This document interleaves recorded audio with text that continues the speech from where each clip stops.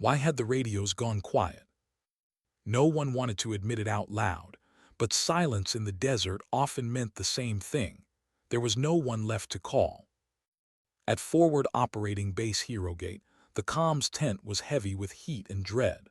Operators leaned close to their headsets, hopping, straining, praying for one more fragment of a voice. But the channels that had been frantic hours earlier now carried nothing but static. Every man and woman in that tent understood what it meant. A SEAL team had been trapped in the canyon known on every map as the Grave Cut. And if the chatter was gone, it was because they were gone too. The Grave Cut was not a valley you entered lightly. It was a scar in the earth, sheer walls rising like jagged teeth, its stone corridors bending in ways that erased radar and swallowed sound. The locals called it cursed. Pilots called it suicide. One drone, two helicopters, even a full patrol had vanished in there. Everyone knew it. Everyone remembered. That's why no one volunteered when the colonel asked who could fly cover. His words were steady, flat, but they cut deeper than any order. Anyone here ever flown the Grave Cut and lived? The question hung in the heat. Chairs didn't move. No one breathed because everyone knew the answer. Except one. A young intel officer cleared his throat, swallowed hard, and muttered, "There's one." Head snapped toward him. The colonel's jaw tensed, his eyes narrowed. Name: Major Tamsin Holt. Call sign Tempest 3. 2 years ago she cleared the canyon solo. The room went colder than the desert night. Every person in that tent knew the story. Holt had gone in against orders and by sheer instinct and muscle had carved her way through the canyon to save 10 men pinned down in its shadows. Her A-10 had limped back with panels torn, hydraulics failing and smoke trailing from its engines. She had collapsed the moment her boots hit the ground. After that, they grounded her. She wasn't supposed to fly again. But her name still carried weight. Silence pressed harder until the colonel said, almost to himself, "Status." The officer checked a roster. Restricted. Review never closed. 94 kilometers away at Camp Daringer. The colonel didn't nod, didn't frown, just stared at the map at that gray scar marked as Line 12, a valley that had already consumed too much blood. Out there, Indigo 5, the SEAL team, was still alive, for the moment, but they were boxed in down to their last magazines, wounded men bleeding into the dirt. No air cover, no hope. The colonel exhaled once, mark their grid, keep comms open. The operators hesitated. They didn't need to ask why. Because somewhere in Camp Daringer, there was one pilot who had gone into the Grave Cut and come back. The morning sun hit the cracked tarmac at Camp Daringer like fire on steel. Heat shimmered off hangars, off razor wire, off rusted barrels no one had moved in years. And on a dented bench outside Hangar 4 sat Major Tamsin Holt. Her flight suit was half-zipped, boots dusty, hair tucked with a carelessness that said she hadn't been expecting orders, not today, not ever again. Her eyes weren't on the men jogging the perimeter or the crews running checks. They were on a shape half in shadow, a gray A-10 Thunderbolt parked awkwardly, panels dented, scars unpainted. Tempest 3. The last aircraft she had flown. The last aircraft she had nearly died in. Her gaze lingered on the unpolished metal, on the patch of bare skin along its fuselage, a scar like hers that no one had bothered to fix. They didn't want her flying again. She knew it. Everyone knew it. A mechanic walked by, grease on his sleeves, eyes forward. He didn't stop, but as he passed, he muttered 2 words like contraband. Gray Line 12. Holt froze, her heartbeat quickened. She stood without thinking. No orders, no briefing, no clearance, just the name of a valley, the same valley she had sworn she'd never see again.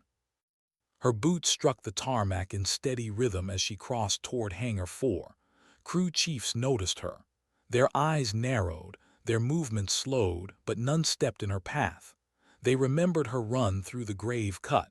If she was walking back toward Tempest 3 now, it meant something. She swung herself into the cockpit like she had never left. Hands on switches, Fingers on throttle, muscle memory reawakening. Screens flickered reluctantly, systems growled alive. Fuel 64%. Hydraulics marginal, flares questionable, guns green. Not perfect, not even close, but enough. Her headset crackled, a controller's voice sharp, commanding. Tempest 3, you are not cleared. Identify, repeat, you are not cleared. Holt ignored it. Engines roared higher, rattling bolts, rattling memories. She pushed throttle. Brakes released. The hog rolled forward, dragging dust in its wake. Who the hell just took off? Another voice barked in the tower. At forward command, the colonel watched the radar.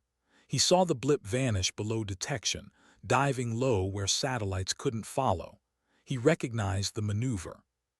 Keep her frequency clear, he ordered. If she calls, you give her everything she asks. No one argued. Above the desert, Tempest 3 banked east. The sky looked calm, endless. But Holt's mind was not. Every nerve mapped the terrain, lines burned into her memory, every bend, every ridge where missiles had hidden before, every gust that could flip a pilot who didn't know better. The grave cut didn't just kill with fire, it killed with silence. That silence was waiting for her again. She dipped lower, skimming the ground, letting the cushion of air steady her. The yoke felt stiff. Avionics lagged half a beat, but she didn't rely on screens. She relied on instinct. This wasn't software flying. This was muscle and recall.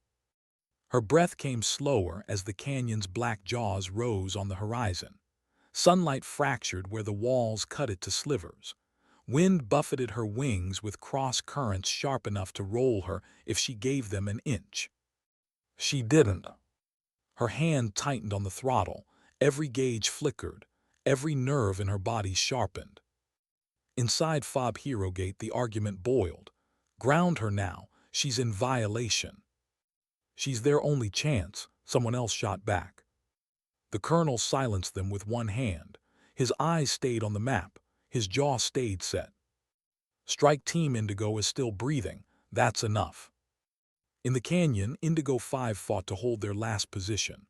A crumbling livestock shed, walls stacked with sandbags that were more blood than sand now. The medic's hand slipped on a tourniquet, sweat stinging his eyes. The spotter's tripod had snapped in half. Duct tape held it upright. The team was down to their last rounds, rifles hot and hands shaking. The SEALs weren't afraid of dying. They were afraid of dying unheard, forgotten. The spotter lifted his head, eyes catching a faint blur above the ridge. He froze. "Wait," he whispered. The others stilled. Engines rolled across the valley like thunder under stone. Someone dared to breathe the words, "She's back." The sound carried through them like oxygen, filling lungs that had been collapsing all day. Above them, Tempest 3 dove into the grave cut, wings wide, nose steady, no escort, no clearance, just Holt and the warplane built to take punishment.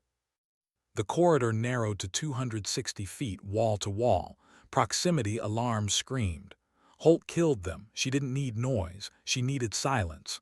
Focus. Shadows shifted on the ridges. Figures ducked behind stone, waiting. Missile teams. Ambushes set like snares. Holt's jaw tightened. Her breath steadied. Tempest 3 rattled but obeyed. And ahead, the kill box waited. She leaned forward in her seat. If Indigo 5 was still alive, she would reach them. If the grave cut wanted her again, it would have to try harder. The canyon swallowed Tempest 3 whole. Rock walls closed until the sunlight disappeared. Shadows pressed in, currents buffeted her wings, every gust like a hand trying to shove her down. She trimmed manually, fighting against the yoke, eyes locked on the shifting ridges. 180 feet. 160. 120. Her proximity alarms shrieked again. She silenced them with a flick. Ahead, shadows moved. Figures crouched, tubes across their shoulders. Missile teams waiting. Holt exhaled once, calm, and pressed her finger on the trigger. The Gatling cannon erupted. Sound became violence. A storm of fire shredded the ridge. Stones shattered into dust. Figures vanished in smoke and flame. Holt didn't wait for confirmation. She banked hard, rattling so close to the canyon wall that paint scraped off her fuselage.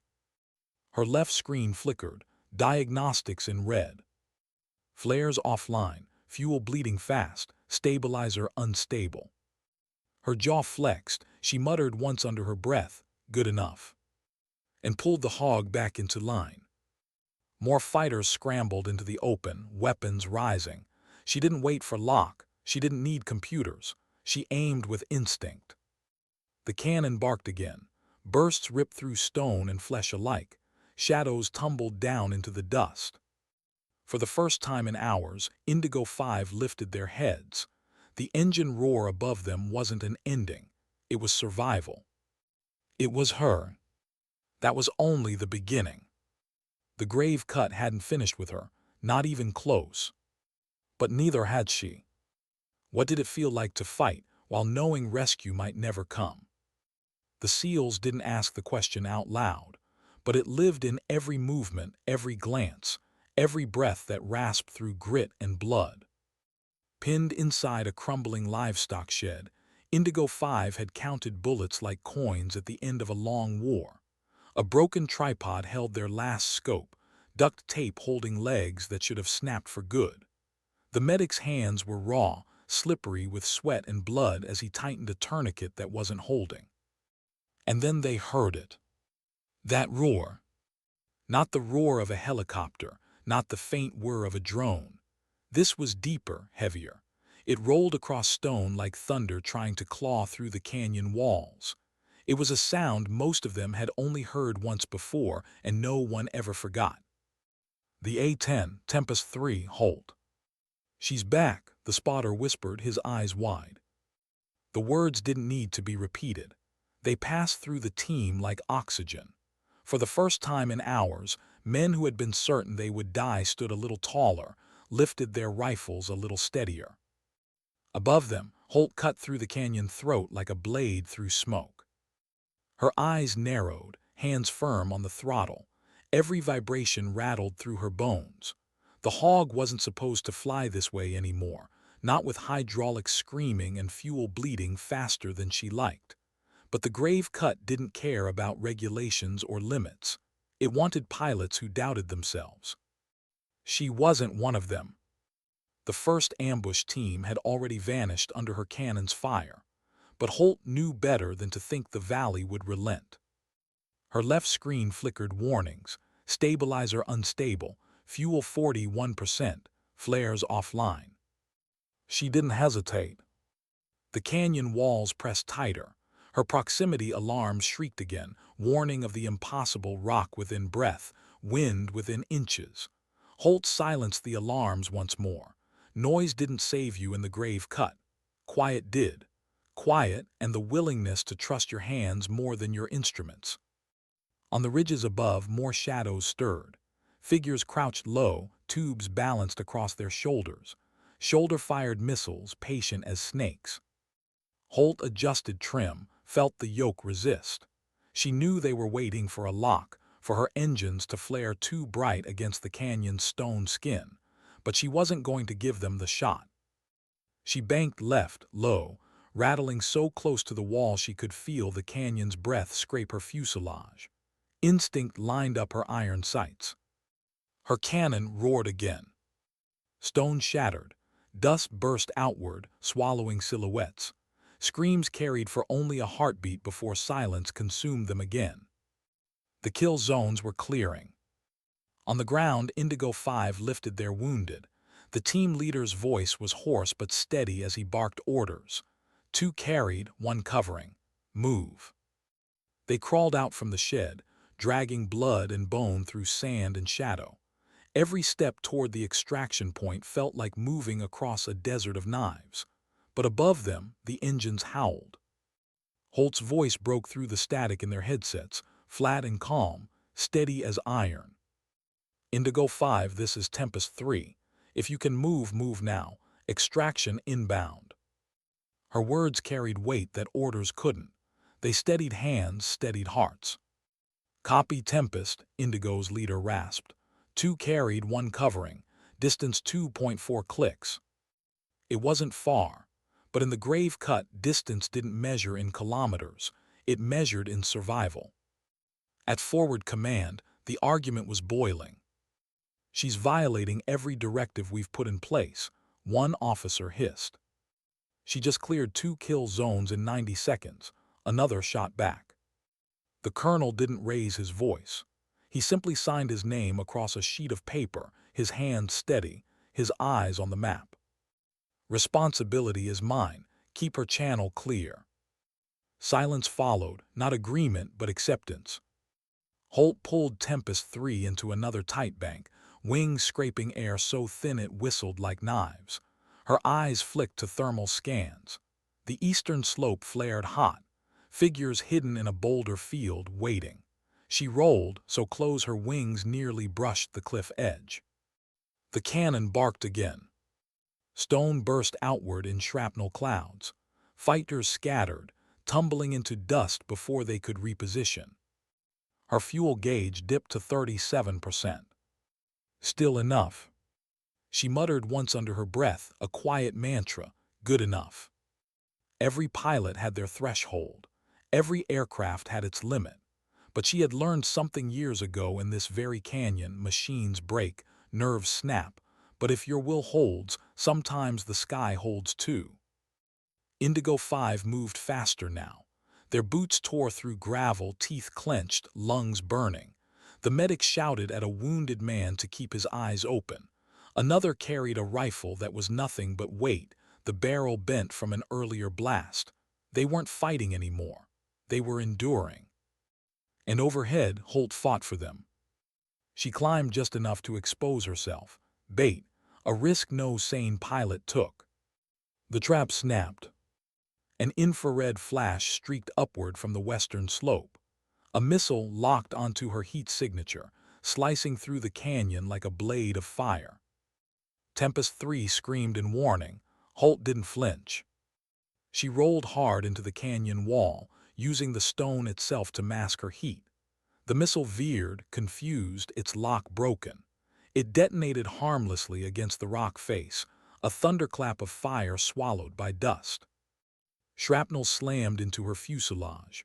The hog rattled like an animal on its last breath, but it kept flying.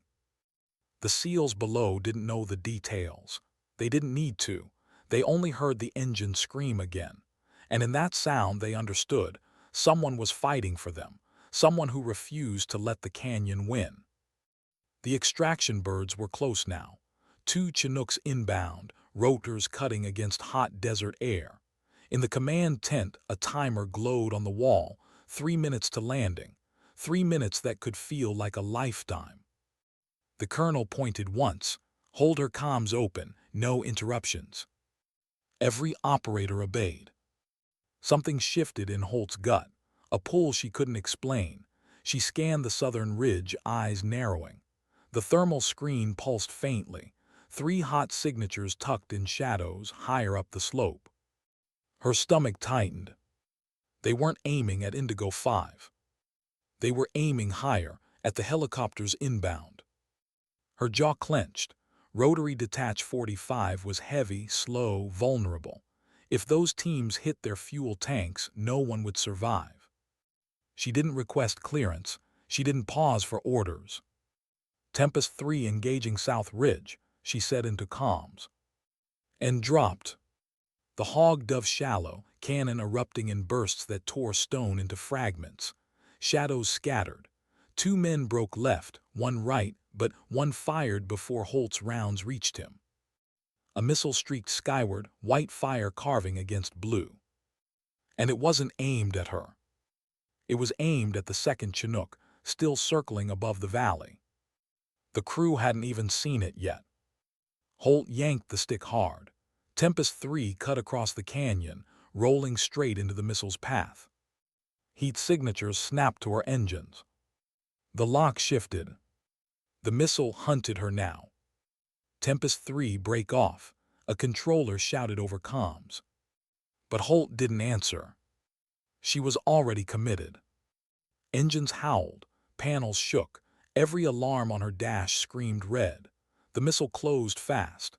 She dropped altitude, skimming barely 110 feet above jagged stone.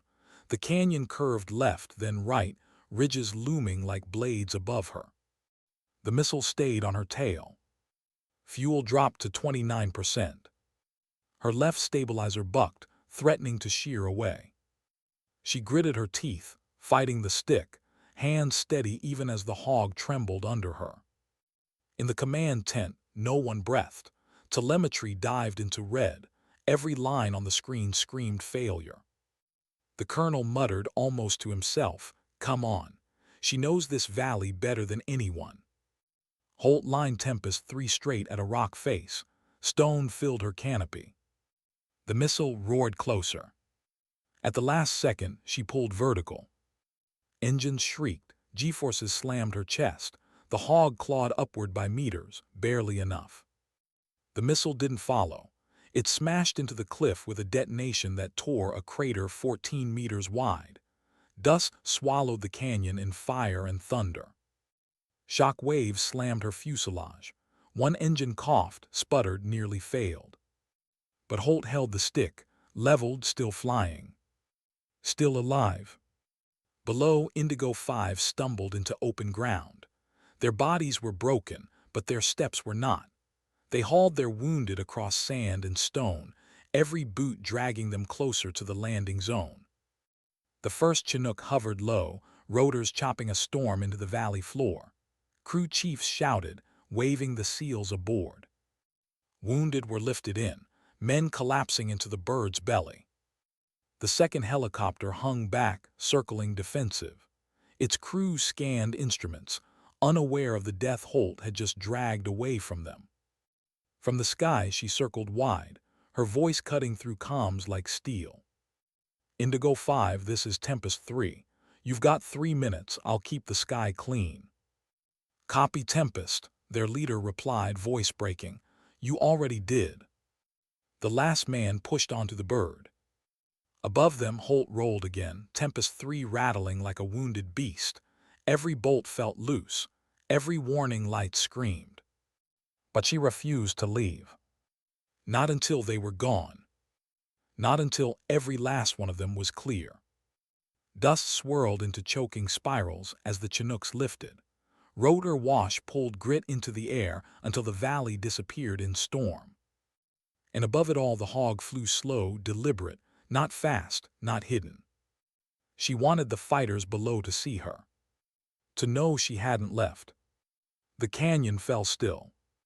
Not the silence of a trap, not the silence of fear. The silence that follows a storm. What did survival sound like? For the SEALs, it was rotor wash ripping the valley air into storms of dust. It was the metallic clatter of boots hitting a ramp, crew chiefs yelling, and stretcher straps snapping tight. It was the weight of bodies collapsing into the steel belly of a bird still spinning its blades. For Holt, survival sounded like silence. The moment the Chinooks clawed skyward, the canyon seemed to exhale. No more gunfire. No more rockets streaking against stone. Just the low, steady growl of her A-10 engines, dragging themselves onward even as they coughed and sputtered. She circled once, deliberately, her shadow cutting across the ridges below. She wanted the ambushers still alive to see her, to understand that the valley's curse had been broken, at least for today. Then she turned Tempest 3 west, toward the base. Her instruments were bleeding red, fuel below 20%, left stabilizer unstable, altimeter flickering, microfractures spidered across her wings, every vibration rattled like a warning bell. Still, she refused to call it in. The grave cut had tried to bury her twice now, and twice she had come out breathing. She wouldn't let anyone hear her voice break in the final stretch. Camp Derringer shimmered on the horizon, mirage-like through waves of heat. Holt lowered her nose, letting the runway line up in the canopy glass. Her landing gear buckled on impact. The front strut bent, shuddering. The hog slammed down hard enough to bounce, skidding sideways for a breath before Holt muscled it steady. She forced the aircraft into submission, rolling it to a stop with engines coughing their last. Silence fell the moment she killed the master switch. Ground crews rushed in, fire retardant hoses ready, med kits strapped to belts. Some opened their mouths to speak, but no words came. What could they say to a pilot who had just flown into death and dragged life back with her? Holt unbuckled, climbed out without waiting for a ladder. Boots hit concrete with a thud. Her visor was streaked with dust, her flight suit with oil and soot. She walked away from the hog like it was nothing more than metal. But she felt it, every bruise, every muscle screaming, the weight of choices no one else would carry. At the edge of the hangar, a black SUV idled. Two men stood by its doors, plain uniforms, no rank, no insignia. One spoke as if reading from a script. "Major Holt, you'll need to come with us." Her eyes narrowed. "Am I being charged?" "No, ma'am." They opened the rear door. She hesitated a beat, then slid inside. The SUV rolled past the debriefing wing, past admin blocks, through a gate no ordinary clearance reached. Holt didn't ask questions. She knew better. In this world, the places without signs spoke the loudest. The building they brought her to was low, windowless, bare concrete against desert. No markings, just a keypad. Inside, fluorescent lights hummed.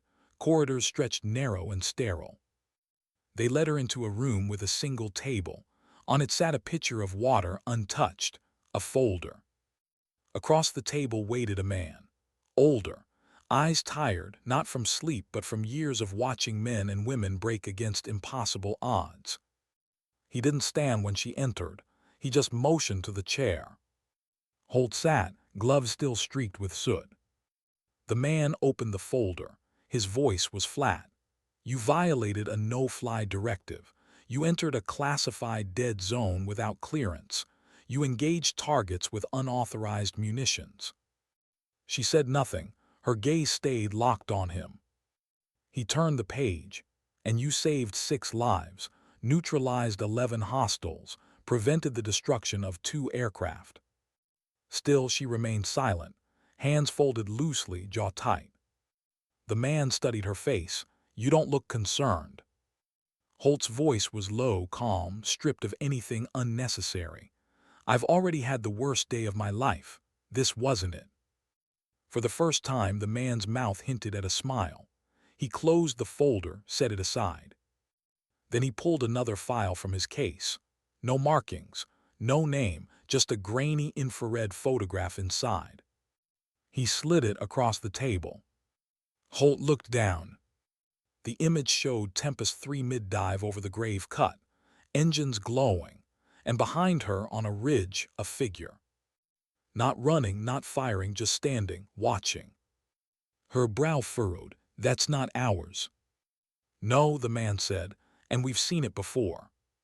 She looked up sharply. "You think they're tracking me?" "We think they're testing you." Her chest tightened. "Testing?" "They're studying thresholds, pilot behavior under impossible stress. Twice now you've flown into their trap. Twice you've come back." He closed the case with a snap. His eyes never left hers. "Major Holt, you're being reassigned."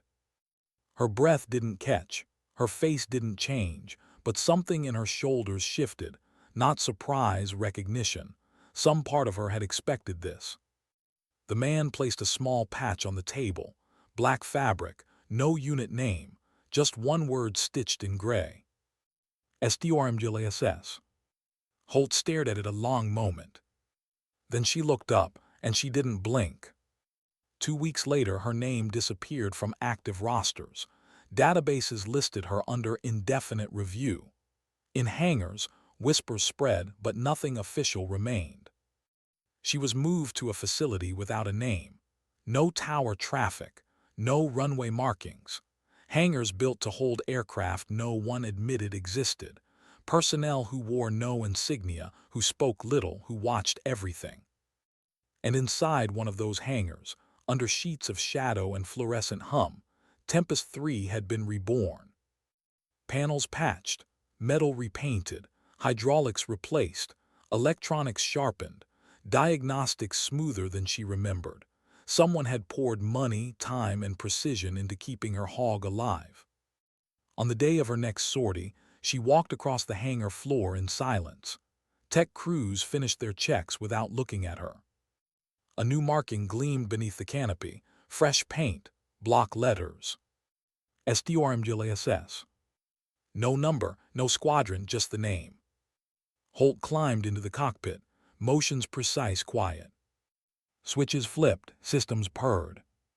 The controller's voice cut through, calm, professional, almost too clean. Stormglass, you are clear for departure. No elevation ceiling, flight path open. No ceiling. Her frown deepened. No ceiling meant blind flight.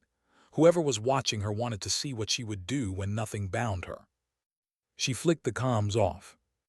If they were watching, let them. But this time, she intended to watch back. Tempest 3 surged down the strip, engines screaming. The blue horizon spread wide, sky open like a book she wasn't supposed to read. She climbed, steady, defiant. And somewhere in the distance, beyond ridges carved by war and silence, a figure would be waiting. Not retreating, not firing, not hiding. Watching. Holt tightened her grip on the stick. This wasn't part of the war anymore. She had become something else. The warning before the war began. And above the canyons, Stormglass roared. Why had they kept her alive? The question lingered in Holt's chest long after her boots hit the tarmac of the nameless base.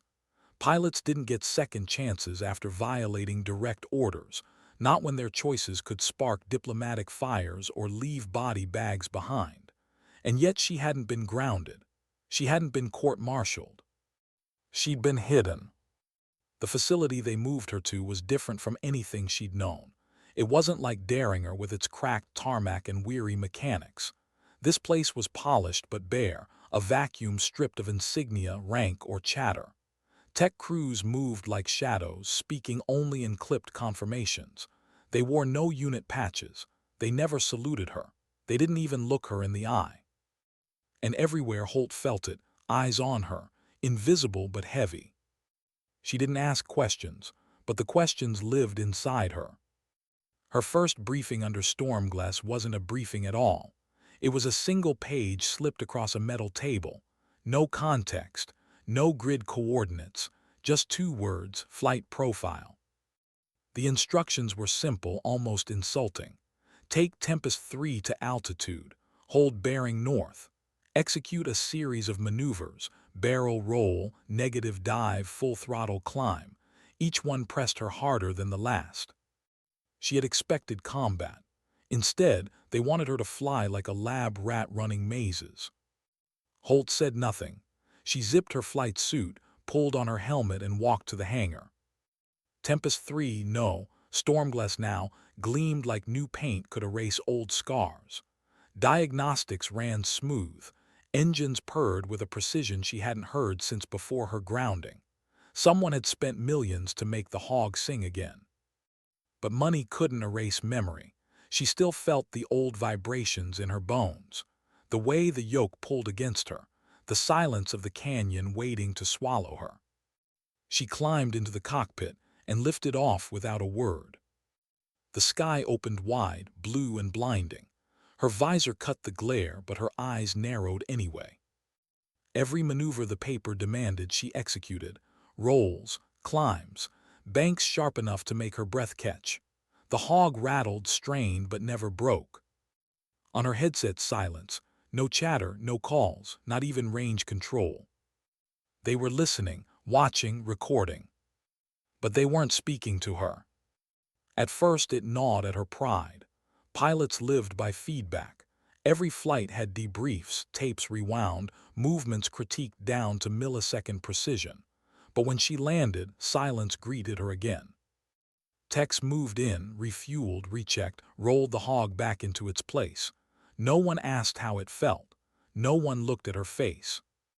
It was as if she hadn't flown at all. Days bled into weeks. Each sortie came with another sheet of paper, another profile. Some were simple, low-altitude passes across desert ridges. Others were grueling, simulated canyon dives, evasive patterns designed to push hydraulics and nerves alike. Holt flew them all. She stopped expecting explanations. But the silence left her too much room to think. What were they measuring? It wasn't the hog. Any engineer could test an aircraft in wind tunnels and flight simulators. This wasn't about metal. It was about her. Her hands, her reactions, her breaking point. And though no one said it, Holt knew. They weren't waiting to see her fail. They were waiting to see how far she would go before she did. The photograph haunted her, the one they'd slid across the table that first night. Infrared, mid-dive, Tempest 3 glowing white-hot, and that figure on the ridge standing still just watching. Not firing, not fleeing, just observing. The man had told her they'd seen it before. She believed him, because she had felt it. Back in the canyon, when her instruments screamed red and her breath had gone thin, she had felt eyes on her. Not the chaotic eyes of ambushers waiting to kill her, but colder, patient, measuring. And now, every time she flew, she felt it again. Somewhere above the horizon, beyond the ridges, something was waiting, watching. Not an enemy, not exactly. Something worse. At night in her quarters, Holt lay awake. The room was bare, bed, desk, one lamp that buzzed faintly. The walls were thick, soundproofed. No voices carried, not even footsteps. She had been in solitary before. This was worse. This wasn't punishment, this was control. Her dreams were filled with engines screaming, alarms flashing red, and the word she couldn't shake, Stormglass. Why that word? Why not numbers or unit designations? She asked herself 100 times. Stormglass. The sailors of old had used it, a tube filled with liquid, crystals inside that shifted before storms arrived. Not perfect science, just a warning. Was that what she had become? A warning. Or the storm itself? One morning, a different paper waited on her table. This one had no maneuvers, no numbers, just a single line. Canyon Run, profile red. Her chest tightened. The grave cut again. She folded the paper once, slid it into her suit, and walked across the hangar. The techs didn't look at her. They strapped panels, ran checks, pulled chocks. She climbed in, the canopy sealed, engines rolled to life. And the silence deepened. No clearance, no chatter, just that one line echoing in her head. Profile red. The canyon rose before her hours later, jagged teeth etched into horizon haze. Her hands tightened on the stick. She told herself she would never enter it again, not after 2 runs that had left scars deeper than metal. But here she was. Not to save anyone, not to cover extractions. Just to fly. To prove she could. Or to prove she couldn't. She dropped altitude. Sunlight fractured into slivers. The air grew unstable, buffeting her wings. And for a moment it was the same silence, the same dread, the same taste of dust and fire waiting in the stone. But this time there was no Indigo 5, no voices crying for help, no men clinging to life under broken sheds. Only her. Her against the canyon. Her against the silence. Her against whoever was watching. Halfway through the cut, she caught movement. Not heat signatures, not ambushers with rockets. A figure, standing on the ridge, watching. Her heart slammed once hard. The photograph come to life. Her hand tightened on the throttle. Instinct screamed to fire, to level the ridge with cannon fire and bury the watcher in stone and smoke. But her finger froze. Because the figure didn't move. Didn't raise a weapon, didn't duck. It just watched her pass. And something in her chest twisted. because in that frozen second she felt it again. Not threat, not hatred, recognition, as if whoever, whatever, stood on that ridge wasn't just studying her. It knew her. The canyon spat her out into daylight again. Her gauges flickered, alarms blinking red, but she ignored them. She climbed until the ridges fell behind, until the sky opened wide again. Only then did her breath leave in a sharp exhale. She flicked her comms on. Stormglass, profile red, complete. Silence. No confirmation, no acknowledgement. Just static. As if the words weren't meant for anyone else. As if they were meant for her alone. That night she sat on the edge of her bunk, helmet on the floor by her boots, gloves tossed aside. Her hands trembled for the first time in years. Not from fear. From the weight of knowing. She wasn't flying missions anymore. She was flying experiments. And someone, something, was waiting for her to break. But she hadn't. Not yet. And if they wanted to measure her limits, she would give them a warning they would never forget. Why did they trust her to keep flying? It wasn't a question Holt asked aloud, but it shadowed her every sortie. Pilots who broke protocol usually ended their careers in hearings or in cells. She hadn't just broken protocol, she'd torn it to pieces. She had stolen an aircraft, flown into a dead zone, and dragged men back from certain death. For that, she should have been finished. Instead, she was here, flying again and again. Not for war, not for comrades, not even for country. But for them. Whoever they were. Stormglass wasn't like other programs. That much she knew by the way silence clung to its corridors.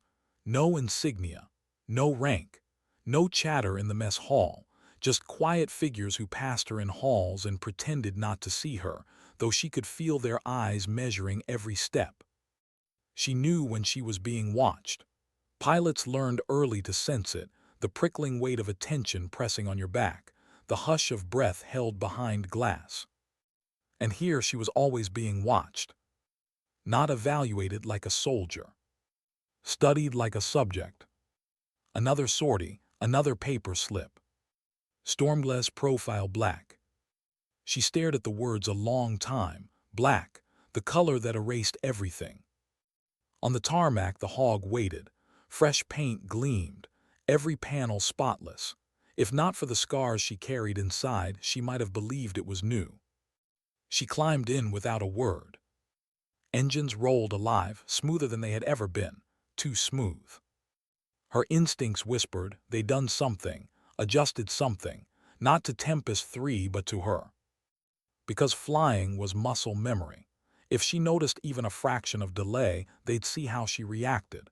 If she didn't notice, they'd see that too. Either way, she was the variable. She gritted her teeth, pushed throttle and took to the sky. Profile black was unlike the others.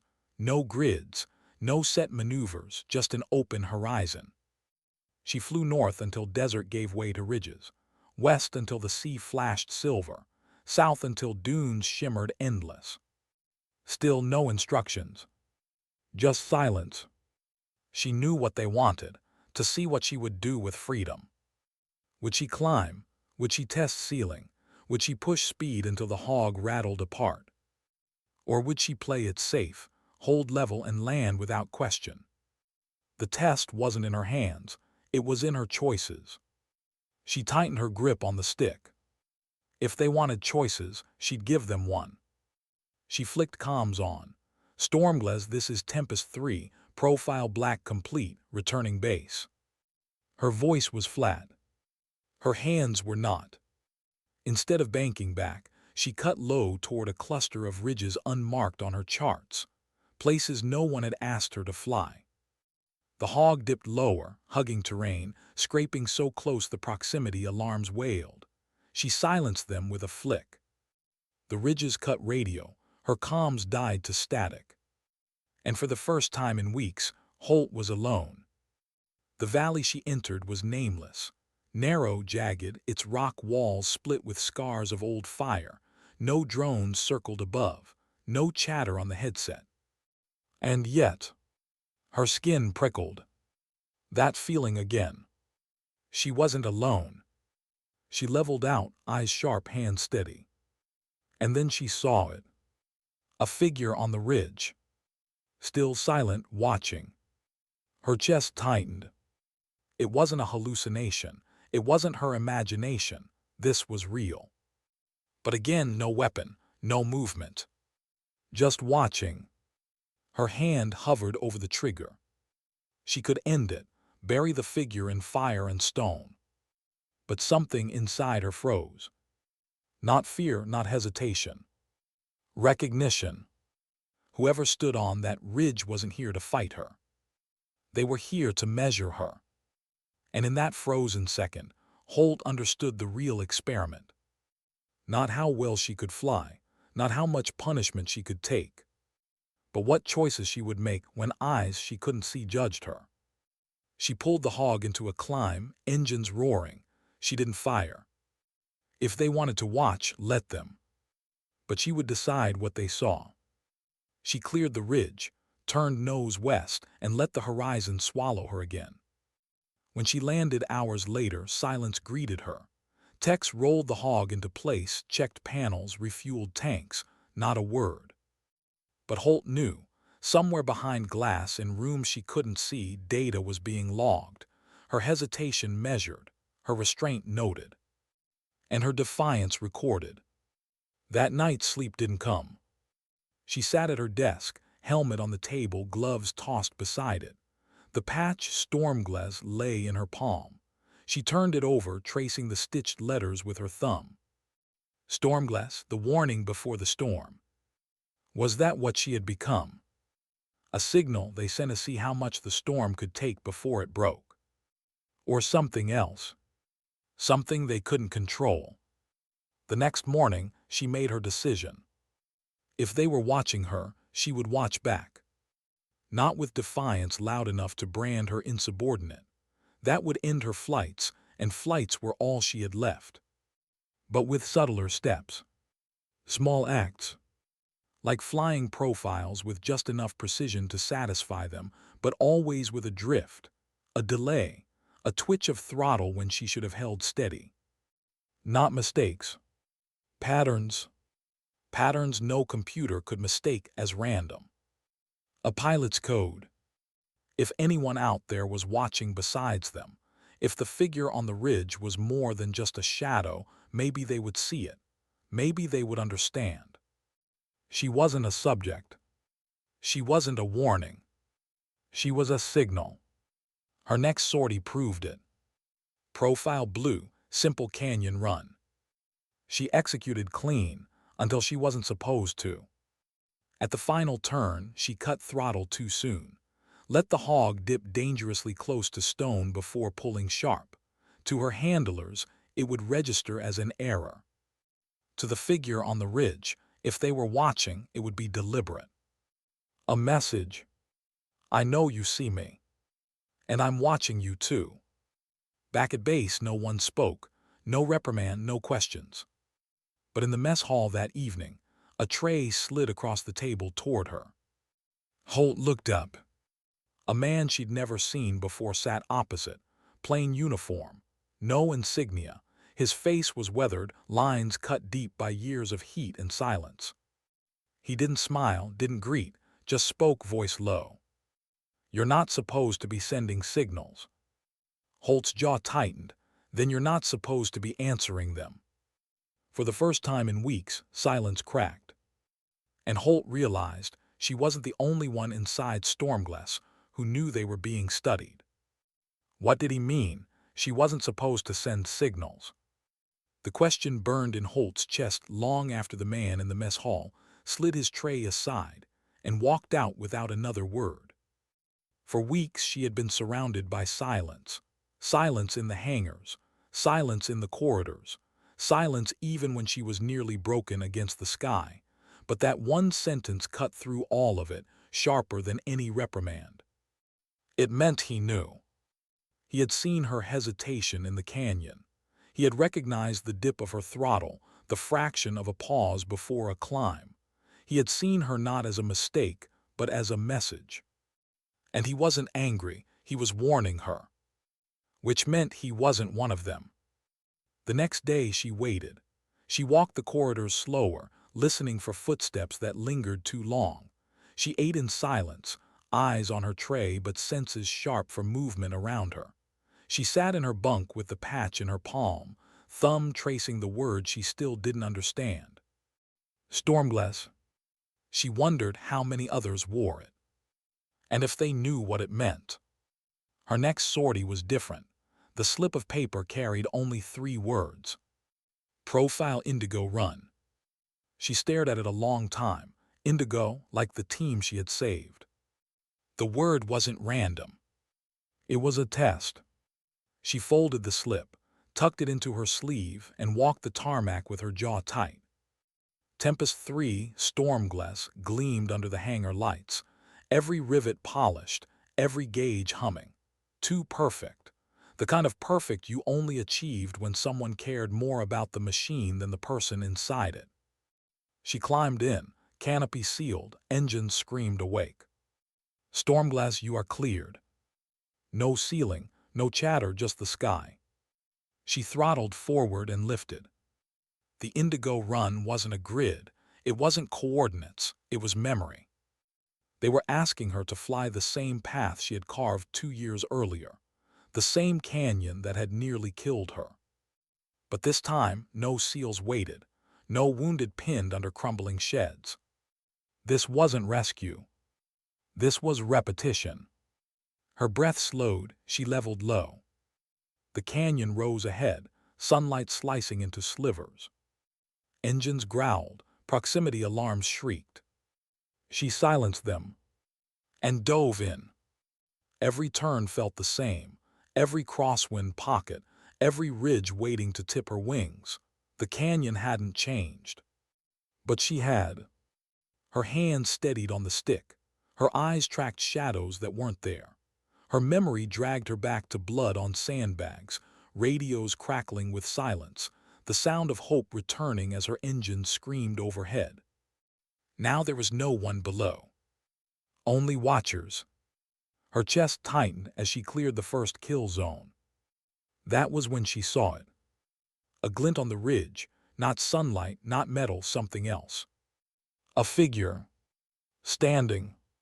Watching. Again. Her throat went dry. She pulled the hog low, almost brushing canyon stone, eyes locked. The figure didn't move. Didn't raise a weapon. Didn't flee. It simply turned its head, as though following her path. As though acknowledging her. Her stomach twisted. This wasn't coincidence. This wasn't imagination. Whoever they were, they wanted her to know they were there. And the program Stormglass was letting them.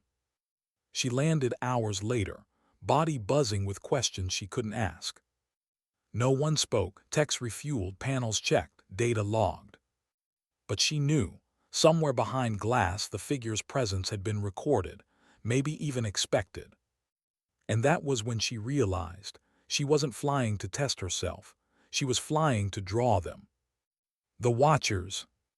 The ones who stood still on ridges. The ones who weren't supposed to exist. Stormglass wasn't measuring her. Stormglass was bait. That night she found him again, the man from the mess hall. He was seated at the far end, eating alone, eyes on nothing. Holt carried her tray over, sat across from him without asking. He didn't look up. "You're not subtle," he said. "I wasn't trying to be," she replied. Finally his eyes lifted, hard, weathered, but not cold. "You're not supposed to ask questions. Then why are you answering them?" For a long moment, he said nothing. Then he set his fork down and leaned forward. "Because you're already in deeper than you think. And because if they're studying you, someone needs to warn you what happens when you stop being useful." Her jaw tightened. "What happens?" His voice was flat. "You disappear." The word stayed with her. Disappear. Not grounded, not court-martialed. Erased. She stared at the patch in her hand later that night, thumb tracing the gray letters. Stormglass. A warning before the storm. But whose storm? Theirs. Or hers? Her next sorties became deliberate. She flew with precision, but each maneuver carried weight beyond numbers. Every bank, every climb, every pause became a message. To the watchers. To the program. To herself. You don't own me. You don't break me. You don't decide where the storm ends. It was weeks later, during another canyon run, that everything shifted. She dipped low, hugging rock, engines screaming. Her gauges flickered red. Her muscles burned with G-forces. And then she saw it. Not one figure. 3. Standing on the ridge. Aligned, waiting. Her breath caught. This time they didn't just watch. One lifted an arm. Not in threat. In signal. Her chest hammered. She didn't know what it meant. She didn't know if it was warning or recognition or something else entirely. But it wasn't silence anymore. The watchers were answering her. And Holt knew in her gut, this wasn't just an experiment anymore. It was an invitation. When she landed, no one debriefed her. No questions, no reprimands. But when she entered her quarters, a slip of paper waited on her bunk. Not a profile, not a maneuver. Just one sentence. You saw them. Her blood ran cold. Because whoever had left it knew the truth. And now she had to decide, was it a threat? Or was it proof that someone inside Stormglass wasn't just watching her? They were trying to reach her. What was left when silence started answering back? For weeks, Holt had flown profiles she didn't believe in. She'd banked, rolled, dipped, and climbed not for mission, not for survival, but to leave fingerprints where algorithms couldn't scrub them away. Each maneuver a quiet rebellion, each hesitation a code. And then the watchers had lifted an arm. A signal. It haunted her more than any missile, more than any canyon dive, because it meant she wasn't flying into a void. She was being acknowledged. By who? By what? And why did Stormglass want her there, at the exact moment they signaled back? She sat in her quarters, the slip of paper on her bunk. You saw them. No signature, no insignia, no explanation. Her thumb rubbed the edge until it frayed. Someone inside this facility had left it, someone who knew. But were they warning her, or testing how she would react? Holt had learned long ago, the only way to find out was to move first. Her next sortie was another canyon run. The slip said only, profile gray. Gray like the patch's thread, like the color between black and white. She zipped her flight suit, helmet under arm, and walked to the hangar. Tempest 3 Stormglass waited. Fresh paint, gleaming panels, instruments alive with quiet confidence. The tech crew didn't look at her, but one mechanic's hand lingered an extra second on a panel seam as Holt climbed the ladder. He tapped twice, barely audible, not random, a rhythm. Morse. Holt froze, boots on the ladder, she counted. Dash, dot, dash, the old sign for D. Danger. Her chest tightened. She climbed into the cockpit and sealed the canopy. Engines rolled awake. No ceiling, no chatter, just the sky. She pushed throttle. This time, she didn't dive straight into the canyon. She circled wide first, scanning ridges for movement. Nothing. Then she dropped. Stone walls swallowed her, shadows pressed in. Every bend of the grave cut was burned into her memory. Every gust, every crosswind pocket, every ridge where missiles had waited once before. But this time no heat signatures flared, no rockets streaked from shadows. Just silence. And then the watchers. 2 figures this time, not 3, standing on opposite ridges, still silent. One lifted an arm again. But now Holt saw the detail she'd missed before. Not a wave. A signal. A shape of fingers, deliberate. Not random. Her mind snapped to training, the old covert codes, quick signal hand shapes used before radios. The shape meant one word. Run. Her stomach turned cold. She yanked the stick, pulling the hog into a climb.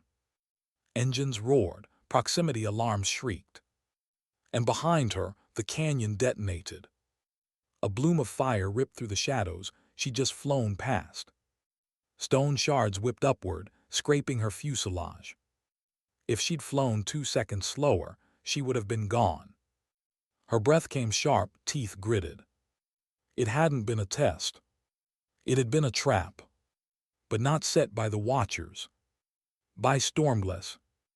They had sent her into the canyon, knowing it would blow. And the Watchers, whoever they were, had tried to warn her. She broke radio silence. Stormglass control, this is Tempest 3, profile gray aborted, canyon compromised, I repeat compromised. Static. No response. She climbed higher, scanning ridges. The figures were gone. Her jaw locked. If they thought she was bait, if they thought they could measure her like a mouse in a maze, she would stop being the mouse. When she landed, no one met her at the runway. No tech crew, no handlers. The hangar was silent. Too silent. Holt powered down the hog by hand, killed the engines, flipped the master switch. The sudden quiet pressed against her ears. She climbed down, boots hit concrete. And she waited. Nothing. No reprimand, no debrief. She walked across the hangar floor, helmet under arm, every muscle ready. Still no one. Until she reached her quarters and found the man from the mess hall waiting inside. He sat on her bunk, hands folded, eyes shadowed. "They tried to kill you," he said. Her jaw clenched. "I noticed. They wanted to see how you'd react. They're about to find out." For the first time, he almost smiled, not with his mouth, with his eyes. "You're not the only one they've used," he said quietly, "but you're the only one who's survived it twice. That's why they keep sending you." She sat opposite him, helmet on her knees. "Who are they?" His voice dropped lower. "Not us, not the Watchers either. A third group. They feed on conflict. They want to know thresholds, what breaks, what endures, pilots, teams, whole operations. They don't care who dies as long as the data's clean." Her stomach turned cold. And the Watchers? They're not supposed to exist, but they're there. They're not the ones setting the traps. They're trying to read the same data, but maybe they're also trying to stop it. Then why don't they speak? Because they're as deep in it as you are. He leaned forward. "But you got their attention. They signaled you. That's never happened before." Her heart thudded. "What do they want?" "That," he said, "is what you have to decide." For the first time since her reassignment, Holt felt something she hadn't felt in months. Not hope, not yet. Agency. A choice. If she was bait, she could cut the line. If she was being watched, she could watch back. And if the Watchers were reaching for her, she could reach back. But she had to do it carefully. One wrong move, and she'd vanish like the others. One right move, and she might finally know who stood on those ridges. That night she didn't sleep, she wrote. Not a report, not a diary. A code. A flight path she would fly on her next sortie. Not random, not reckless. A pattern built from old signals one's few remembered now. If the Watchers were who she thought they were, they'd recognize it.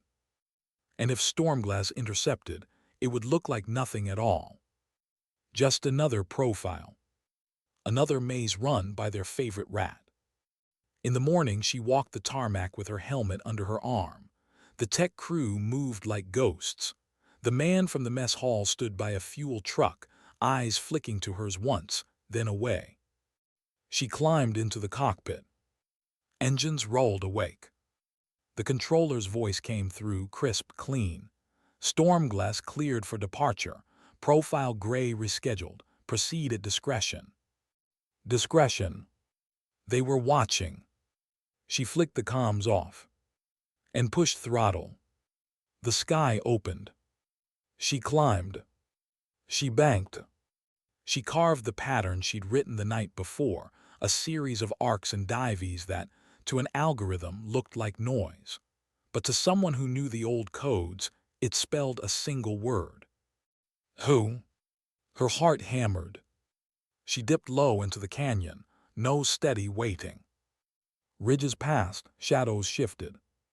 And then there, a single figure, standing, not raising an arm this time. Instead, it lifted both hands. A shape.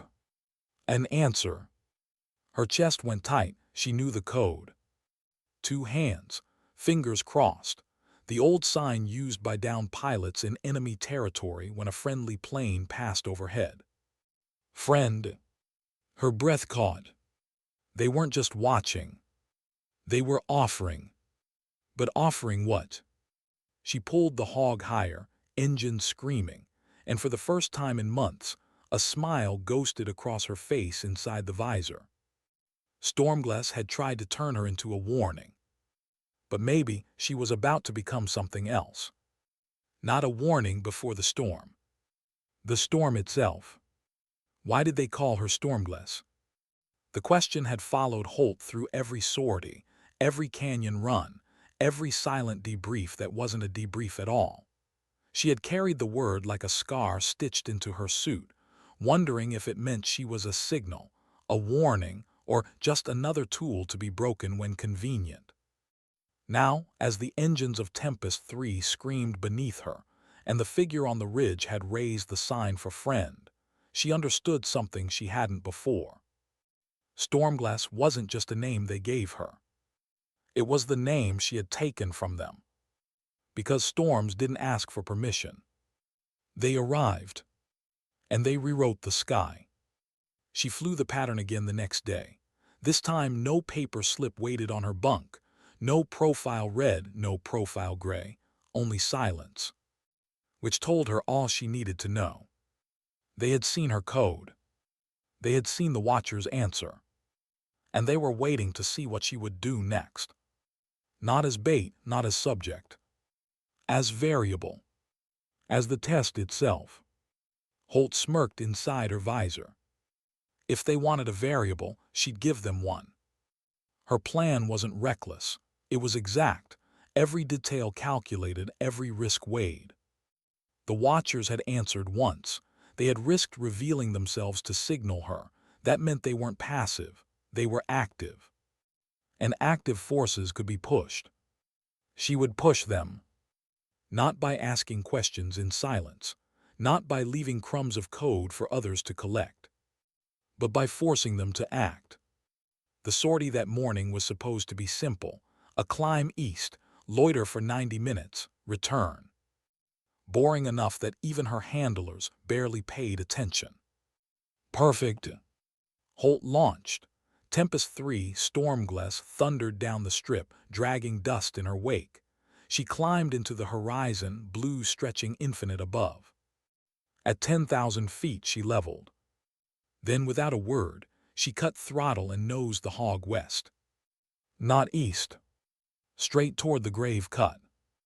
Alarms lit her console, not from the aircraft but from command. Stormglass, correct course immediately. She ignored it. Stormglass, confirm heading. Silence. Static. Finally, Stormglass, you are in violation. Her jaw tightened. Violation. The word they always used before pilots disappeared. She flicked her comms off. Engines howled. And the canyon opened its jaws once more. She dove in deliberately, scraping close to stone, flying the way only she could, not with instruments, not with charts, but with instinct. Every gust, every echo, every shift of shadow was part of her muscle memory now. But this time, she wasn't here to survive. She was here to make them show their hand. If Stormglass wanted her as bait, she would drag the hook deeper and force whatever circled her to bite. Halfway down the cut, the watchers appeared again. 3 this time, figures etched in silhouette against ridges. Still, silent, waiting. Her heart pounded. She banked hard, rolled Tempest 3 onto her side, wings nearly grazing stone. She cut throttle, dipped lower, and held the maneuver. Her plane screamed against physics. Her alarms lit red. Her body strained. She was offering herself up, reckless, vulnerable, seconds from disaster. A dare. If they were friends, they would answer. If they weren't, she would know. The ridge lit up. But not with missiles. Not with fire. With signals. Hands raised, shapes cut deliberate against the sky. One arm across the chest, another lifted high, fingers curled into a pattern she recognized from deep memory. Not military code, older, forgotten. Stand by. Her breath caught. Stand by for what? Then the canyon erupted. Not from them. From behind her. Missiles streaked past, fired not by watchers but by drones she hadn't even seen on radar. Stormglass drones. Her own side. They were firing on her. Adrenaline surged cold through her veins.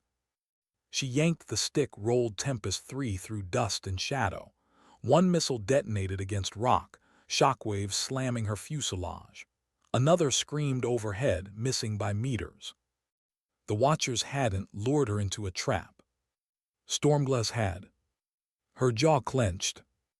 They hadn't been testing her resilience. They'd been measuring her expendability. And now they wanted her gone. But she wasn't gone yet. Tempest 3 roared through the canyon, engines straining, metal screaming. She fired flares out of instinct, forgetting half of them were offline, and banked hard left.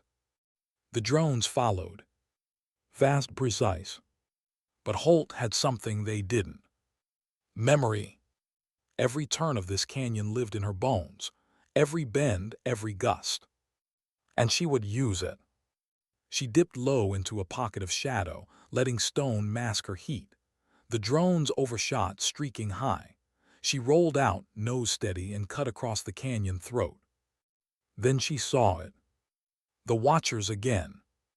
Not on ridges this time. On the canyon floor. Moving. Running. For the first time, they weren't just standing still. They were in the fight. One raised an arm. A flare of light snapped skyward, not a missile, not a rocket, a blinding pulse. Her sensors fuzzed, scrambled. The drones staggered. Their locks broke. Her chest surged with a feeling she hadn't let herself taste in months. Relief. The watchers weren't just observers. They were intervening. For her. She climbed hard, leaving the grave cut behind. Alarms shrieked, gauges bled red, but she didn't care. She was alive. And she wasn't alone anymore.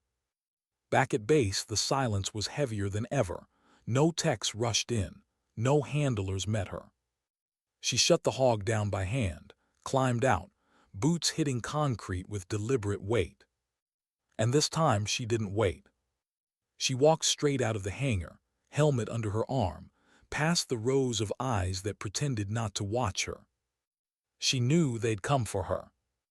And they did. 2 men in plain uniforms. "Major Holt, you'll come with us." Her gaze was steel. "If you wanted me dead, you should have let your drones finish the job." Neither man flinched. They just opened the SUV door. She climbed in. Because now, for the first time, she wasn't walking blind.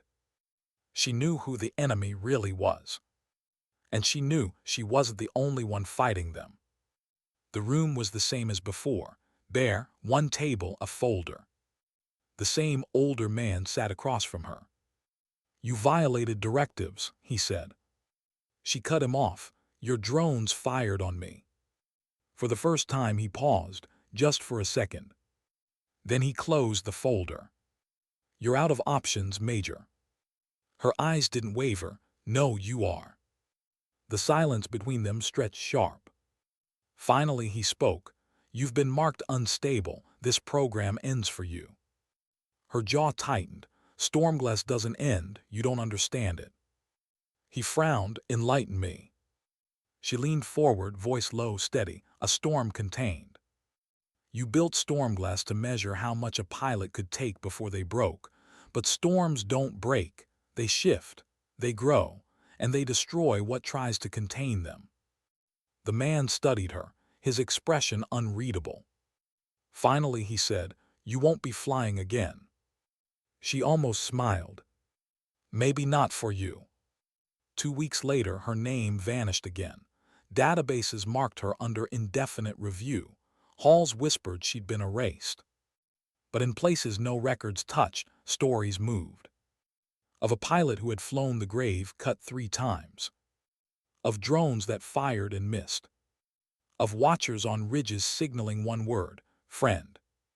And somewhere beyond the canyons, where silence met storm, Tempest 3 roared again. Not for Stormglass. For herself. For the ones who watch back. Sometimes dignity doesn't speak. It doesn't argue. It doesn't plead. It simply acts. And when it does, the sky itself listens.